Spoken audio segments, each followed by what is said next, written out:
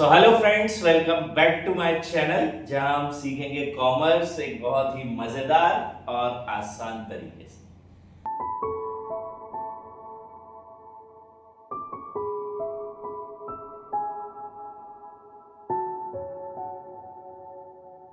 हम कंप्लीट कर रहे हैं हमारा 12th क्लास का पूरा सिलेबस एक सिंगल सीरीज के अंदर। इस सीरीज में मैं आपको कंप्लीट करा रहा हूं सारे सब्जेक्ट्स के सारे टॉपिक, हमारे तीनों subjects which is accountancy, economics and business studies के सारे ही टॉपिक बिल्कुल स्क्रैच से।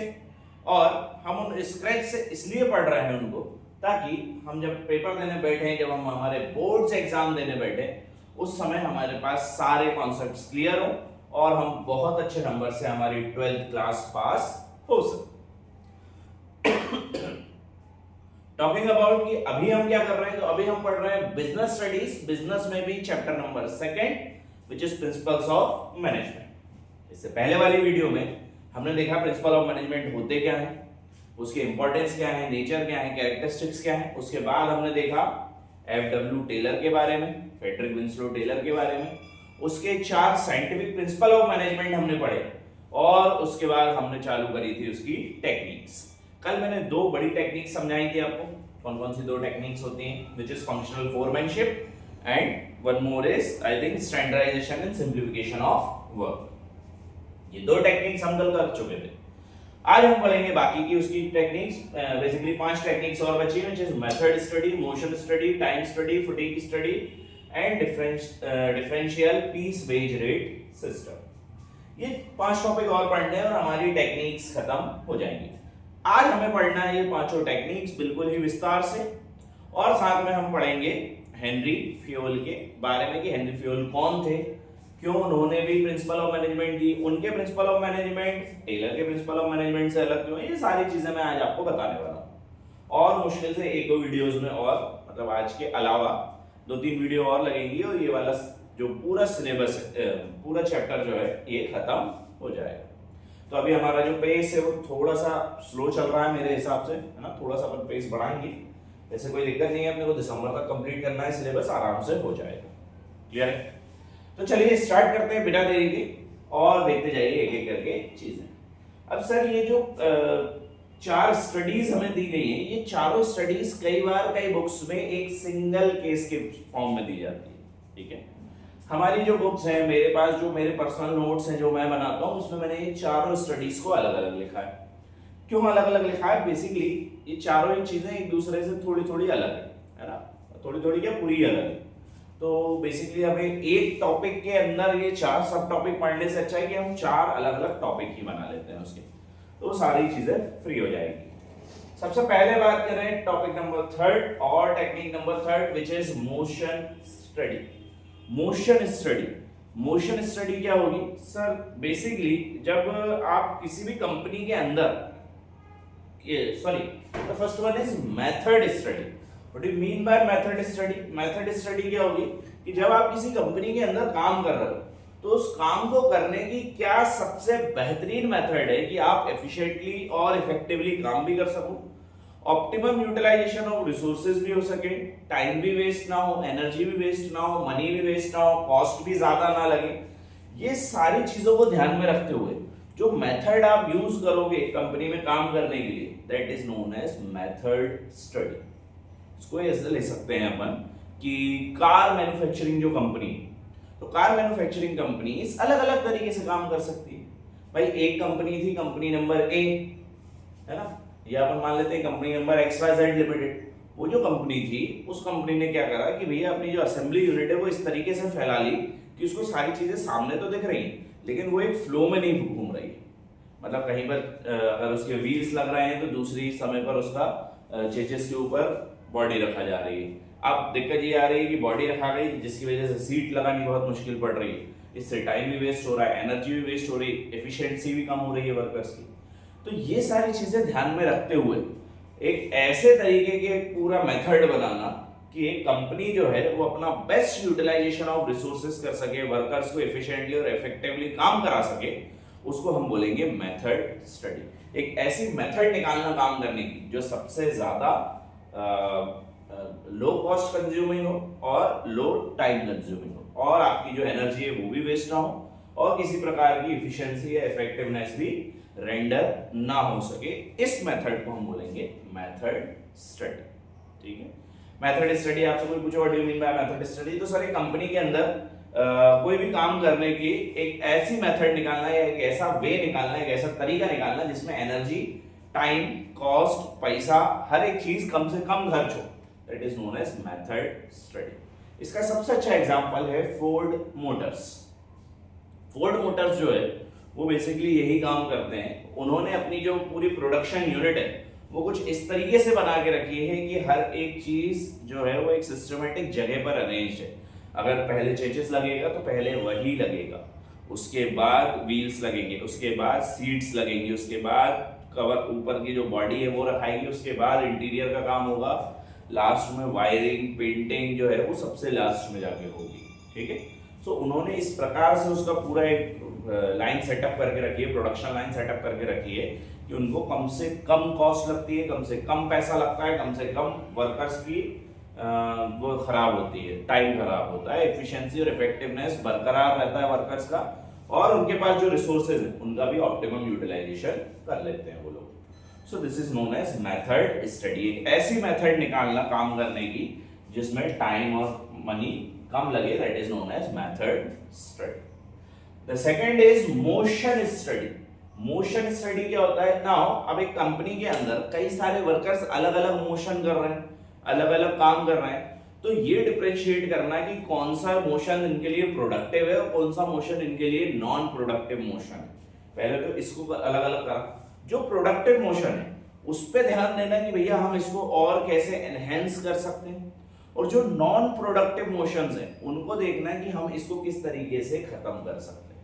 इसका सबसे अच्छा एग्जांपल कि सपोज मान के चलो कि अपने इंडिया में आपने पढ़ा होगा कि गूगल और some big companies like YouTube और गूगल और whatever it may be, Windows है ना, माइक्रोसॉफ्ट जिसको अपन बोलते हैं, ये सारी कंपनी में एक वर्क कल्चर है कि वो लोग काम तो कराते हैं वर्कर्स से, लेकिन साथ में वो उनको एक ऐसा माहौल देते हैं, एक ऐसा समय देते हैं जिसमें वर्कर्स जो है वो आराम से जाकर अपना आराम कर सकते हैं and they can do whatever they want. वो टीटी खेल सकते हैं, वो किसी प्रकार का कैरम खेल सकते हैं, कई सारे इंडोर आउटडोर स्पोर्ट्स होते हैं उनके कॉम्प्लेक्स में, खाना होता है उन्हीं के कॉम्प्लेक्स में, आप ब्रेकफास्ट कर सकते हो, वहाँ पे लंच कर सकते हो, डिनर कर सकते हो फ्री ऑफ कॉस्ट, आप मूवी देख सकते हो, आप जाके सो सकते हो, पावर नैप ले सकते हो वहाँ पे जाके।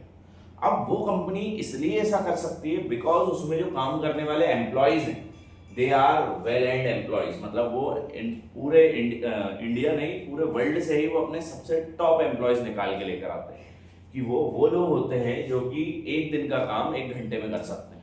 तो उनके लिए वो पॉसिबल है कि वो बाकी के समय के लिए उनको कुछ रेस्ट दे दें या चीजें दे दें, बट क्या सारी कंपनी, इंडिया की सारी कंपनीज में ये पॉसिबल है? Not at all possible. अभी अगर सपोज मैं कहीं काम करने जा रहा हूँ, 8 घंटे की मेरी नौकरी है और उन्होंने बोल दिया कि हाँ ठीक है भैया हम आपको ये सब सुविधाएं देते हैं, आप चाहो तो यूज कर सकते हो, तो मैं दिन भर काम छोड़ के वहीं बैठा रहूंगा? होता है नहीं। तो ये चीजें देखना कंपनी के अंदर कि कौन सी प्रोडक्टिव वर्क हो रहा है और कौन सा नॉन प्रोडक्टिव वर्क हो रहा है। मैं टीटी खेल रहा हूँ तो ये तो नॉन प्रोडक्टिव है ना कंपनी के लिए, कंपनी का क्या फायदा होगा इससे? सो ये चीजें देखना कि कौन सा प्रोडक्टिव है और कौन सा नॉन प्रोडक्टिव है। जो नॉन प्रोडक्टिव मूवमेंट है या जो नॉन प्रोडक्टिव मोशन है वर्कर्स का, उसको कम से कम करना। वर्कर्स ज्यादा से ज्यादा भाई चाय ब्रेक ले रहे हैं, वो कम करना। वर्कर्स बहुत ज्यादा छुट्टियां ले रहे हैं, वो कम करना। वर्कर्स एक जगह से दूसरी जगह, सपोज मान के चलो कि भाई एक वर्कर का काम है स्क्रू कसने का, तो अब स्क्रू कसने का जो काम होता है, सपोज वही कार मैन्युफैक्चरिंग की अपन बात कर लेते हैं, और उसको जो व्हील में जो स्क्रू होते हैं वो कसने हैं, तो अब क्या होगा, वो 5 स्क्रू आगे वाले कसेगा, फिर 5 स्क्रू पीछे वाले कसेगा, फिर उस तरफ जाएगा, फिर 5 वहां कसेगा, फिर वहां 5 कसेगा, ऐसे करके चारों टायर्स के वो स्क्रू कसेगा, 5-5 20 स्क्रू उसको कसने हैं। अब इससे क्या हो रहा है, यहाँ पे जो मोशन वो कर रहा है उससे टाइम खराब हो रहा है। क्यों सर? यहाँ जो स्क्रू कस रहा है वो तो ठीक है, चलो उसके आगे भी कस देगा, वो 2 कदम ही आगे, लेकिन वो उस तरफ जाना पड़ रहा है उसको प्रोडक्शन लाइन के, और वो बहुत ज्यादा टाइम वेस्ट कर रही है। तो कंपनी क्या करेगी, एक काम करो, एक बंदा इधर खड़ा कर दो, एक बंदा उधर खड़ा कर दो, दोनों आमने सामने खड़े, अब फटाफट स्क्रू कसा जाएंगे और आगे निकाल दो उसको। ये क्या हुआ? This is known as motion study. उन्होंने मोशन पढ़ी वर्कर्स की और उन्होंने देखा कि वर्कर टाइम वेस्ट कर रहा है एक जगह से दूसरी जगह जाने में, और क्योंकि वो टाइम वेस्ट हो रहा है, ये एक नॉन प्रोडक्टिव मोशन है, इसको खत्म कर देते हैं ताकि हमारा जो प्रोडक्शन है वो जल्दी से जल्दी हो सके, जल्दी मैन्युफैक्चर कर सके। हीरो होंडा एक दिन में 3-3, 4-4 हजार बाइक मैन्युफैक्चर करती है। क्यों? Because of this motion study. उन्होंने ये चीज देख रखी है कि एक व्यक्ति एक ही काम करेगा तो ज्यादा बेहतर है, और अगर उसको उस चीज में समय लग रहा है तो हम फिर उसके लिए दूसरा बंदा हायर कर लेंगे।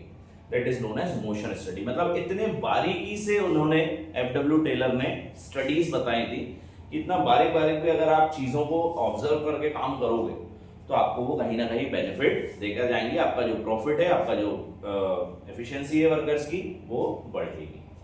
सो मोशन स्टडी समझ आई। मोशन स्टडी मतलब वर्कर्स की स्टडी की वर्कर्स कितना प्रोडक्टिव मोशन कर रहे हैं, कितना नॉन प्रोडक्टिव मोशन कर रहे हैं, जितना भी वो नॉन प्रोडक्टिव मोशन कर रहे हैं उनको खत्म करना कैसे भी करके, that is known as motion study. अब वो नॉन प्रोडक्टिव मोशन कुछ भी हो सकता है। मैंने कई सारे एग्जांपल दिए आपको।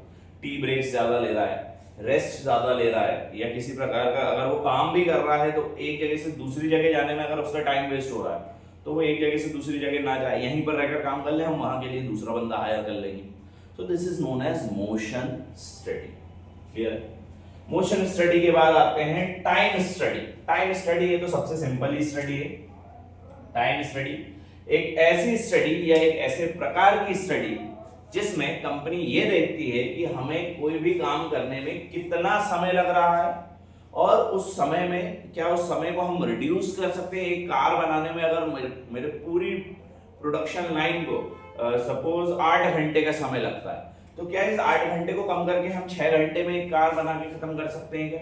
बहुत बड़ी प्रोडक्शन लाइन है। एक प्रोडक्शन लाइन में 500 वर्कर्स काम कर रहे हैं, बहुत आसानी से 8 घंटे में कार बन के बाहर आ सकती है। तो क्या हम इसको कम कर सकते हैं? और क्या चीजें कर सकते हैं जिसकी वजह से कम टाइम लगे? That is known as time study. दूसरी चीज टाइम स्टडी में जो आप पढ़ोगे दैट इज किसी भी काम करने कोई भी काम करने के तरीके को एक स्टैंडर्ड टाइम में बांध देना कि 8 घंटे में वो कार बनानी है, मतलब बनानी है एनी हाउ कंडीशन।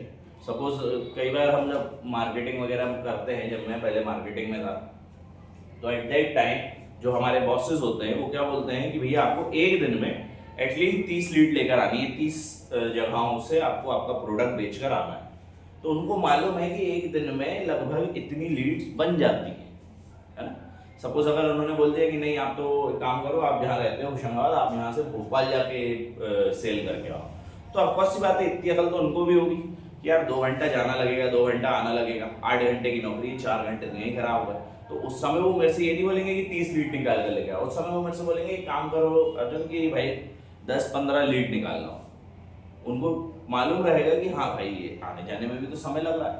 तो एक स्टैंडर्ड टाइम उन्होंने बना रखा है, that is known as time study, कि एक वर्कर को कौन से काम करने में कितना टाइम लग रहा है और एक स्टैंडर्ड टाइम मेंटेन कर देना कि इस टाइम के अंदर अंदर मेरा जो प्रोडक्शन है या मेरा जो काम है वो कंप्लीट होना चाहिए। That is known as time study, ताकि हर एक वर्कर्स के दिमाग में ये बैठ जाए, ये बातें बैठ जाए कि हाँ भैया इतने टाइम में मेरे को ये काम कंप्लीट करके देना पड़ेगा। कंपनी ने ये स्टैंडर्ड मेंटेन करके रखा है that you have to do this work or XYZ whatever the work is on time, on that dedicated on time. Okay, so that is known as time study. Target बना देना, time बिल्कुल standard बना देना कि हाँ भैया आपको इतने टाइम के अंदर काम करना है, इतने स्टैंडर्ड टाइम के अंदर काम करना है, या ये सारी चीजें that is known as time study. तो होपफुली आपको ये तीनों स्टडीज समझ आई होंगी। The last one is fatigue study. Fatigue मतलब जितने भी फिजिकल एजुकेशन के बच्चे होंगे वो जानते होंगे fatigue study क्या होता है। Fatigue study is basically fatigue का मतलब होता है थकान, हिंदी में अगर आप बोलें तो fatigue means थकान, थकावट। एक शरीर जो है वो कितने काम करने के बाद थक जाता है तो उनके बीच में वर्कर्स को ब्रेक देना, प्रॉपर ब्रेक देना ताकि वो थके ना, है ना। That is known as fatigue study. Suppose हमें जैसे टीचर्स की हम बात करें तो 8 पीरियड अगर हमारे होते हैं एक स्कूल में तो 8 में से 2 पीरियड हमारे फ्री होते हैं, बाकी 6 पीरियड हमें पढ़ाना होता है। क्यों? बिकॉज ये चीज हमारे प्रिंसिपल, हमारा मैनेजमेंट ये सब जानते हैं कि अगर एक टीचर कहीं काम कर रहा है तो उसको एटलीस्ट हर 2 पीरियड 3 पीरियड के बाद एक रेस्ट देना जरूरी है। क्यों देना जरूरी है? क्योंकि वो लगातार 40 मिनट का एक एक पीरियड ले रहा है और बोल रहा है, तो लगातार 80 मिनट 100 मिनट 120 मिनट अगर टीचर बोल रहा है, 3 पीरियड तक उसने लगातार बोला, तो उसको 1 पीरियड का रेस्ट चाहिए ताकि उसका माइंड, उसका जो मुंह है वो रेस्ट कर सके, उसकी जो बॉडी है वो रेस्ट कर सके। लगातार 3 पीरियड्स अगर आप खड़े हो तो आपकी बॉडी को रेस्ट चाहिए होता है। उसके अलावा सपोज कोई आपके एरिया में कोई वर्कर आया भैया, जिसका काम है कि तीसरी मंजिल तक ईंटा पहुंचाना है उसको, तो अगर वो नीचे से ऊपर तक ईंटा लेकर जा रहा है तो उसको हर 2-3 ट्रिप के बाद एक रेस्ट मिलना चाहिए। सो इस स्टडी को बोलते हैं कि भैया किस वर्कर को किस टाइम के बाद एक रेस्ट मिलेगा, that is known as fatigue study. अब कोई वर्कर है जो कंप्यूटर पर बैठकर काम कर रहा है, उसको आप हर 15-20 मिनट में रेस्ट दोगे तो वो कोई काम का थोड़ी है। क्यों? बिकॉज वो तो बैठ के काम कर रहा है ना, उसको इतना ज्यादा जोर नहीं लगाना पड़ रहा है किसी चीज का। अगर आप उसको 3 घंटे 4 घंटे बाद भी रेस्ट दोगे तो भी कोई समस्या नहीं है, बिकॉज वो रेस्ट उसके लिए सफिशिएंट है। वो बैठ के एसी कैबिन में कंप्यूटर के सामने काम कर रहा है।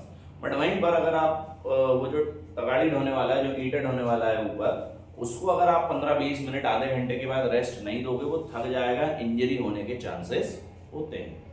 उसको आप ये नहीं बोल सकते कि नहीं भैया वो, क्योंकि वो सर भी 4 घंटे बाद रेस्ट लेंगे तो आप भी 4 घंटे बाद रेस्ट लोगे, नहीं। सबके लिए फटीग जो है वो अलग अलग होता है, depending upon their age, depending upon their work. So वो चीजें ध्यान में रखते हुए उनका ब्रेक सिस्टम बनाना, उनके जो बीच में टाइम जो वो ब्रेक के लिए लेंगे वो चीजें निकालना is known as fatigue study. ठीक है, तो होपफुली आपको चारों स्टडीज समझ आई होंगी। सबसे पहला मैं एक बार वापस से समझा दे रहा हूँ चारों स्टडी शॉर्ट में, ताकि आपके दिमाग में बैठ जाए। सबसे पहला मेथड स्टडी। मेथड स्टडी क्या होता है कि किसी भी काम करने के तरीके का एक मेथड बना देना, ताकि हमारी रिसोर्सेज, हमारे वर्कर्स की एफिशिएंसी और इफेक्टिवनेस रेंडर ना हो, वो अपने रिसोर्सेज का बेस्ट यूटिलाइजेशन कर सके, that is known as method study. कोई भी काम करने के तरीके को एक मेथड में बदल देना, एक सीक्वेंस में बदल देना, ताकि कम से कम रिसोर्सेज लगे, that is known as method study. Motion study, workers को ये देखना कि कौन सा वर्कर प्रोडक्टिव और नॉन प्रोडक्टिव मोशन कर रहा है। अगर नॉन प्रोडक्टिव मोशन ज्यादा हो रहे हैं तो उनको कम करना is known as motion study, की कम से कम नॉन प्रोडक्टिव मोशंस कंपनी के अंदर हो, ताकि हमारा जो प्रॉफिट है वो बढ़ सके। टाइम स्टडी, एक काम को करने के लिए कितना समय लग रहा है उसका एक स्टैंडर्ड मेंटेन करना, और सभी को बताना कि सबको इसी स्टैंडर्ड के हिसाब से काम करना, that is known as time study. Time study एक काम वर्क को करने के लिए कितना समय लग रहा है ये भी देखना एक टाइम स्टडी, और स्टैंडर्ड बनाना ये भी एक टाइम स्टडी के अंदर ही आएगा। And the last one is fatigue study. Fatigue study एक ऐसी स्टडी जिसमें वर्कर्स का थकान देखना या वर्कर्स का एग्जॉस्ट होने का समय देखना, और उस हिसाब से उनका ब्रेक बनाना, ब्रेक सिस्टम बनाना कि हाँ 15 मिनट बाद ब्रेक लेना है या 4 घंटे बाद ब्रेक लेना है, that is known as fatigue study. थकान के बाद उनको ब्रेक देना is known as fatigue study. इससे क्या होता है, इन सारी स्टडीज से बेसिकली सभी का एक ही ऑब्जेक्टिव है। अगर आप ऑब्जेक्टिव लिख के आना चाहते हो पेपर में, तो इन सबका एक ही ऑब्जेक्टिव है कि वर्कर्स की एफिशिएंसी और इफेक्टिवनेस बढ़ा सके हम सभी का। आप देखोगे तो चारों का यही काम है कि वर्कर्स की एफिशिएंसी और इफेक्टिवनेस बढ़ा सके हम, वर्कर टाइम पर काम करें और कम कॉस्ट में काम कर सके, पहली चीज। दूसरा, रिसोर्सेज का ऑप्टिमम यूटिलाइजेशन हो सके, जितनी भी रिसोर्सेज हमारी कंपनी के अंदर हैं वो सबसे बेस्ट यूटिलाइज हो सके, ये भी एक बहुत जरूरी काम होता है। उसके अलावा एक काम और होता है कि सर रिसोर्सेज और इनके अलावा प्रॉफिट मैक्सिमाइजेशन, कॉस्ट कम से कम लगे हमारी, टाइम कम से कम लगे हमारा, वो इफेक्टिवनेस और एफिशिएंसी में आ जाएगा बेसिकली। तो टाइम कम से कम लगे, कॉस्ट कम से कम लगे, प्रॉफिट ज्यादा से ज्यादा हो, कंपनी को बेनिफिट ज्यादा से ज्यादा हो, ये सारी चीजें, ये सारी स्टडीज देखनी, भले वो फटीग स्टडी हो, टाइम स्टडी हो, मोशन स्टडी हो या मेथड स्टडी हो। समझ आया अच्छे से? यहाँ पे कोई डाउट तो नहीं रहा? आगे बढ़ते हैं लास्ट वाले टॉपिक पर, और उसके बाद फिर नेक्स्ट वाली slide. The last function of F.W. Taylor, Frederick Winslow Taylor is differential piece wage system या piece wage rate system। ये सबसे सिंपल तरीका है, सबसे सिंपल वो है इसका टेक्निक है। इसमें उसका कहना है differential piece wage rate system से कि वर्कर्स को, सारे वर्कर्स को एक सा पैसा नहीं मिलेगा। जितने भी वर्कर्स कंपनी के अंदर काम कर रहे हैं सबको एक सा पैसा नहीं मिलेगा, वो भले ही एक ही पोजीशन पे काम क्यों ना कर रहे हो। Suppose I am also a PGT commerce and one more teacher is also there as a PGT commerce, लेकिन जरूरी नहीं है कि हम दोनों को एक सी सैलरी मिले, थोड़ा बहुत डिफरेंस होगा। कैसे होगा वो थोड़ा बहुत difference on the basis of working, हम कितना काम कर रहे हैं कंपनी के अंदर उसको देखते हुए हम लोग डिफरेंशिएट करेंगे वेजेस हमारे वर्कर्स की, that is known as differential piece wage rate system. कोई वर्कर ज्यादा काम कर रहा है उसको ज्यादा सैलरी मिलनी चाहिए, कोई वर्कर कम काम कर रहा है उसको थोड़ी सी कम सैलरी मिलनी चाहिए। तो सैलरी जो है वो टोटली डिपेंड करती है on the basis of working of a employ और वर्किंग ऑफ अ वर्कर, कि अगर कोई वर्कर एक्सपीरियंस है, उसके पास स्किल ज्यादा है, उसके पास क्या बोलते हैं काम करने का एक्सपीरियंस है, स्किल्स है, नॉलेज है ना, ये सारी चीजें अगर ज्यादा है, दूसरा वो टाइम ज्यादा दे रहा है कंपनी को, तो ऑफकोर्स सी बात है उसको सैलरी भी ज्यादा मिलनी चाहिए। वहीं पर कोई वर्कर है जो कम समय दे रहा है, उसके पास इतनी स्किल्स नहीं है, वो इतना प्रोडक्टिव तरीके से काम नहीं कर पा रहा है, तो उसको थोड़ी सी कम सैलरी मिलनी चाहिए। थोड़ी सी कम का मतलब ये नहीं है कि आप बिल्कुल उसको नेग्लिजिबल सैलरी दो या उसको जो स्टैंडर्ड मेंटेन है गवर्नमेंट के द्वारा उतनी भी सैलरी ना दो, इसका मतलब ये नहीं है। Differential piece wage rate system का मतलब है कि आपको एटलीस्ट गवर्नमेंट के नॉर्म्स के हिसाब से तो सैलरी देना है, लेकिन वो जो वर्कर है जो कि ज्यादा अच्छे से काम कर रहा है, ज्यादा प्रोडक्टिव है, ज्यादा प्रॉफिट लाके दे रहा है आपको, उसको आप ज्यादा पेमेंट करोगे। इससे क्या होगा, जो ज्यादा काम कर रहा है उसको मोटिवेशन मिलेगा कि भैया मुझे ज्यादा पेमेंट मिली, तो वो और अच्छे से काम करेगा। और जो कम काम कर रहा है उसको ये मोटिवेशन मिलेगा कि यार इसको भी तो ज्यादा पैसा मिला है, तो क्यों ना मैं भी जल्दी काम करूं, ज्यादा काम करूं, ताकि मुझे भी इतना पैसा मिल सके। तो दोनों ही तरफ से आपको बेनिफिट है, विन विन सिचुएशन दोनों ही तरफ है, वो भले ही कम काम करने वाला वर्कर हो या ज्यादा काम करने वाला। अगर आप differential piece wage rate system से काम कर रहे हो तो आपको बेनिफिट देकर जाएंगे। दूसरी चीज ये जो पीस वेज रेट सिस्टम है, इसका एक एग्जांपल मैं आपको देना चाहता हूँ। आप देखोगे कई बैंक्स होती हैं या कई मार्केटिंग कंपनीज होती हैं, वो क्या बोलती हैं कि अगर आपका ये जो टारगेट है, सपोज महीने भर का टारगेट है भैया 10 लाख रुपए का, 15 लाख रुपए का, तो अगर आपने ये टारगेट अचीव कर लिया तो इस टारगेट का 10% आपको कमीशन मिलेगा। That is also considered as piece wage rate system, कि भैया आपने अगर वो टारगेट कंप्लीट कर लिया, जैसे 15 लाख का टारगेट कंप्लीट कर लिया, उसका 10% 1.5 लाख रुपए आपको एज अ कमीशन दे देंगे। तो व्यक्ति और उससे काम करेगा कि नहीं यार कुछ भी हो जाए, मेरे को 15 लाख की सेल्स करनी ही करनी है इस बार, या 15 लाख का सेल्स मेरे को निकाल के ही लाना है साल महीने भर में, कुछ भी हो जाए। तो वो 8 की जगह 10 घंटे 15 घंटे भी काम करेगा। क्यों? क्योंकि पैसा किसी को बुरा नहीं लगता है ना। तो हर वर्कर काम करना चाहेंगे, तो that is known as differential piece wage rate system. उसका कहना ये था कि हर एक एम्प्लॉय को एक सी सैलरी ना मिले, हर एम्प्लॉय को अलग अलग सैलरी मिले, और ये सब जगह होता भी है आज के समय में, सभी जगह सबको अलग अलग सैलरी मिले on the basis of their working, on the basis of their profit giving ability to the company, उसके अलावा on the basis of their efficiency, उनके स्किल्स, नॉलेज, एक्सपीरियंस, इनके बेसिस पर अगर आप बांटोगे एम्प्लॉयज की सैलरी, तो वो ज्यादा बेनिफिशियल रहेगी as compare to systematic salary giving. Clear है? तो ये थे हमारे टेक्निक्स ऑफ एफडब्ल्यू टेलर, जो टेक्निक्स एफडब्ल्यू टेलर ने बोली थी कि आपको 8 टेक्निक्स आनी चाहिए, सॉरी 8 नहीं 7 टेक्निक्स आपको आनी चाहिए। हमने 2 पिछली वाली वीडियो में देखी, 5 इस वाली वीडियो में देखी। ये टेक्निक जो है थोड़ी सी बोरिंग, थोड़ी सी टाइम कंज्यूमिंग और समझने में हल्की सी मुश्किल है ना। ये इकलौता ऐसा टॉपिक है टेक्निक्स ऑफ एफडब्ल्यू टेलर जो थोड़ा सा बोरिंग है पूरे चैप्टर में, बट फिर भी एग्जांपल्स के साथ, कई सारी चीज़ों के साथ मेरी वो हुई आपको समझाने की, तो मैंने समझाया, होपफुली आपको समझ भी आया होगा। अब देखते हैं नेक्स्ट स्लाइड। नेक्स्ट स्लाइड में कुछ नहीं है, बेसिकली थोड़े बहुत टॉपिक्स और हैं। एफडब्ल्यू टेलर के बारे में मुझे आपको थोड़ा सा कुछ समझाना है, नो सॉरी हेनरी फ्यूल के बारे में मुझे आपको थोड़ा कुछ समझाना है, फिर कल से अपन स्टार्ट करेंगे उसके प्रिंसिपल्स ऑफ मैनेजमेंट। तो ये रही नेक्स्ट वाली स्लाइड आपके सामने। चलिए, सो जो नेक्स्ट टॉपिक अपने को देखना था, विच इज हेनरी फ्यूल के बारे में पढ़ना था, बट एक टॉपिक और रह गया है इस टेक्निक में, मॉडर्न साइंटिफिक टेक्निक, छोटा सा टॉपिक है। तो इस वाली वीडियो में इसको खत्म करते हैं और नई वाली वीडियो से अपन फिर उसको स्टार्ट करेंगे हेनरी फ्यूल के बारे में, और मुश्किल से 2 वीडियोस में मैं कंप्लीट कर दूंगा आपका पूरा सिलेबस, आपका पूरा चैप्टर। ठीक है, नेक्स्ट वाली वीडियो में मैं आपको बता दूंगा हेनरी फ्यूल के बारे में, और साथ में ही मैं आपको बता दूंगा हेनरी फ्यूल के 4-5 प्रिंसिपल्स, और नेक्स्ट वाली वीडियो में अपन बाकी के प्रिंसिपल्स कर लेंगे। 14 प्रिंसिपल ऑफ मैनेजमेंट है उसके, है ना। और उसके बाद अगर बचेगा तो दोनों के बीच में डिफरेंशिएशन, सिमिलैरिटीज, ये वो दन तूफान, ये सब चीजें बचेंगी। मतलब 2 या 3 वीडियोस में पूरा चैप्टर खत्म हो जाएगा।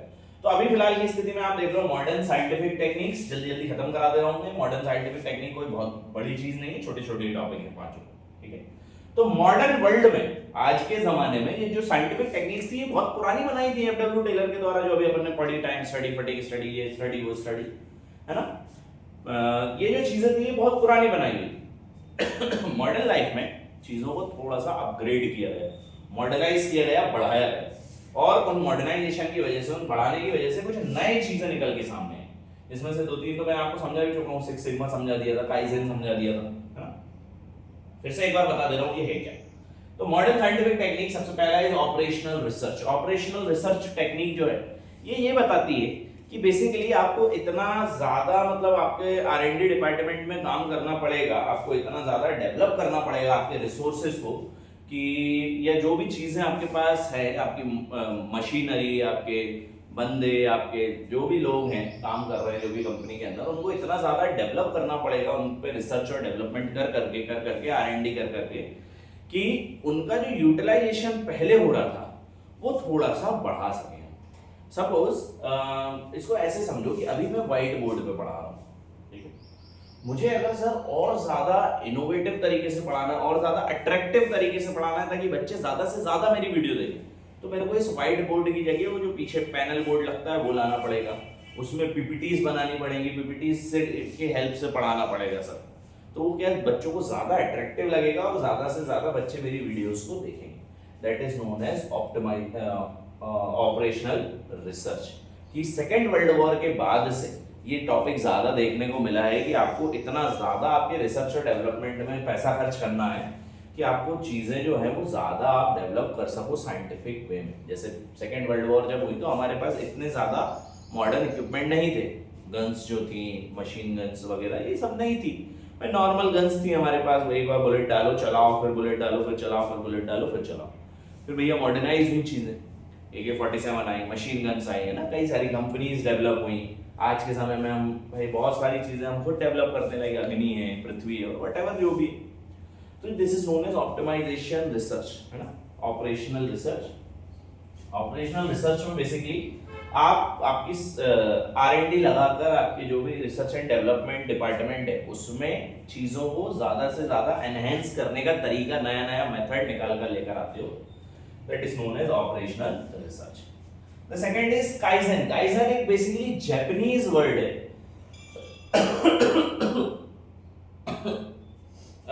Kaizen is basically a Japanese word which means change for better. Kaizen का मतलब है, एक जापानीज भाषा में इसका मतलब है change for better, कि अगर अच्छी चीज के लिए आपको चेंज करना पड़ रहा है then you should change it। अगर आपको लग रहा है कि हाँ मेरे व्यूज बढ़ सकते हैं तो ये जो पुराना व्हाइट बोर्ड पे पढ़ाने का जो तरीका है इसको आपको चेंज करना पड़ेगा, आपको पैनल बोर्ड पे आना पड़ेगा। हो सकता है पैनल के अलावा और भी कुछ नई चीजें आ जाए आने वाले समय में, तो आपको उन पे भी आना पड़ेगा। Change for better is known as kaizen, ठीक है। तो अगर आपको नई चीज लाने के लिए या कुछ अच्छे से प्रॉफिट कमाने के लिए, ज्यादा प्रॉफिट कमाने के लिए अगर आपको चेंज लाना पड़ रहा है, that is known as kaizen in Japanese, which means change for better। तो third is six sigma. Six sigma क्या है? सिक्स सिग्मा एक बेसिकली स्टैंडर्ड है जो ये बताता है कि अराउंड 1 लाख, 6 मतलब 6 जीरोस आप लगा लो, या 6 डिजिट आप नंबर ले लो, तो उसमें से मात्र एक कोई गलती हो बाकी सब कुछ सही हो, that is known as six sigma. तो सिक्स सिग्मा एक बेसिकली एक स्टैंडर्ड है कोई भी काम को करने का, कि अगर आप उस लेवल पे काम कर रहे हो तो आपको सिक्स सिग्मा का एक ऑथेंटिकेशन मिल जाएगा कि हाँ भैया ये कंपनी जो है ये एक सिक्स सिग्मा कंपनी है, कि ये अगर 1 लाख यूनिट बनाती है तो उसमें से एक आधी यूनिट खराब निकलता है, नहीं तो सारे ही यूनिट सही निकलते हैं, that is known as six sigma. तो ये एक बेसिकली कोई टेक्निक नहीं है, ये एक स्टैंडर्ड है काम करने के तरीके को लेकर, स्टैंडर्ड मेंटेन करना। Then lean manufacturing. Lean manufacturing का मतलब है कि मैन्युफैक्चरिंग इस तरीके से करना कि जो 7 वेस्टफुल चीजें हैं हमारे पास, वो सातों चीजें वेस्ट ना हो, लाइक टाइम वेस्ट ना हो, ट्रांसपोर्टेशन में कभी पैसा वेस्ट ना हो, प्रोसेसिंग में ना हो, मोशन में ना हो, इन्वेंट्री में ना हो, स्क्रैप में ना हो, और कोई भी मैन्युफैक्चरिंग प्रोसेस में किसी भी प्रकार की कोई भी वेस्टफुल एक्टिविटी ना हो रही है। अभी एक रिसेंटली मैं देख रहा था इंस्टाग्राम पे, एक बहुत अच्छी मेरे पास वीडियो आई ऑफ चाइना। चाइना का जो ट्रांसपोर्टेशन है वो लोग इतना पैक करके भेजते हैं चीजों को ट्रांसपोर्ट में कि बिल्कुल इतनी सी भी जगह नहीं रहने देते हैं उसके अंदर, इतना ज्यादा पैक करके भेजते हैं कोई भी सामान को। तो उसको बोलते हैं ट्रांसपोर्टेशन में जो वेस्टफुल एक्टिविटी हो रही है वो ना हो, टाइम वेस्ट ज्यादा ना हो किसी भी चीज को करने के लिए, उसको ज्यादा से ज्यादा ऑप्टिमाइजेशन करें कि कम से कम टाइम वेस्ट हो, मोशन कम से कम वेस्ट हो, प्रोसेसिंग में टाइम ज्यादा ना लगे, इन्वेंट्री मैनेज रहे, स्क्रैप ज्यादा ना निकले, इन सारी वेस्टफुल एक्टिविटीज ना हो, that is known as lean manufacturing. Manufacturing इतने बारीक तरीके से करना है कि ये जो 7 वेस्टफुल एक्टिविटीज है ये कम से कम हो सके या फिर ना हो, that is known as lean manufacturing. And the last one is just in time manufacturing, time to time manufacture करना कोई भी चीजों को, ताकि आपके प्रोडक्ट की जो डिमांड सप्लाई है मार्केट के अंदर वो कम ना हो, that is known as just in time manufacturing. तो ये कोई ऐसे टॉपिक नहीं है जिनके ऊपर से कोई क्वेश्चन आता है, वैसे तो मैंने तो आज तक नहीं देखा, बट आ भी सकता है, कोई बड़ी बात नहीं। छोटा सा ही टॉपिक था तो मैंने शॉर्ट में समझा दिया, ज्यादा इसके डीप में गया नहीं हूँ, ज्यादा समझाने पे मैंने जोर नहीं डाला, शॉर्ट में समझा दिए सारे टॉपिक्स, होपफुली आपको समझ आए होंगे। आज के लिए इस वीडियो को यहीं तक रखते हैं, कल पढ़ेंगे अपन हेनरी फ्योल और उसके प्रिंसिपल्स ऑफ मैनेजमेंट। ये वाली वीडियो यहीं तक रखते हैं। Please like share subscribe my channel, share this videos to all your friends ताकि आपके साथ साथ उनको भी बेनिफिट हो सके। Till then, thank you so much guys, all the best for your future and all the best for your exam. Thank you so much.